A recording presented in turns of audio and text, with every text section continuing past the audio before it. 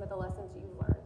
Thanks, Hillary, and it's good to be here with you all. I'm Ayelet Hines, the Vice President of Community Engagement at TigerCom, and I've been leading issue campaigns for about 30 years. I teach campaigning for policy change at Johns Hopkins University, and ultimately a campaign for a permit is a political campaign, so I bring that lens to this work. Bringing in experts at the right time can earn you trust from local officials and communities, but you need cultural credibility first, facts second. Any discussion of expertise must include the environment in which you are deploying that expertise.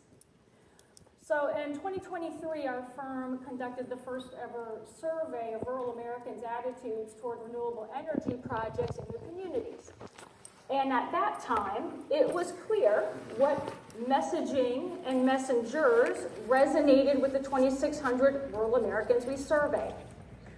So picking up where that survey left off, just this past January, we dug deeper into the questions, and I can tell you, today, there is no silver bullet combination of messaging and messengers that's going to make this difficult task suddenly easy. A bit about what this problem is costing the industry. These are Berkeley Lab numbers. Every lost solar project, $2 million in sunk costs. Wind, $7.5 million.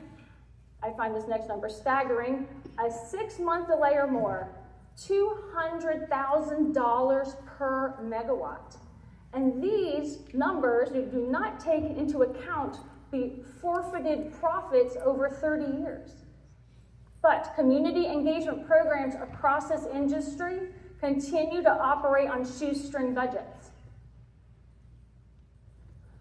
The fundamental challenge this industry faces is that it's still trying to use tactics it inherited from mature industries like oil and gas and real estate, tactics that were developed in a bygone era of low friction permitting.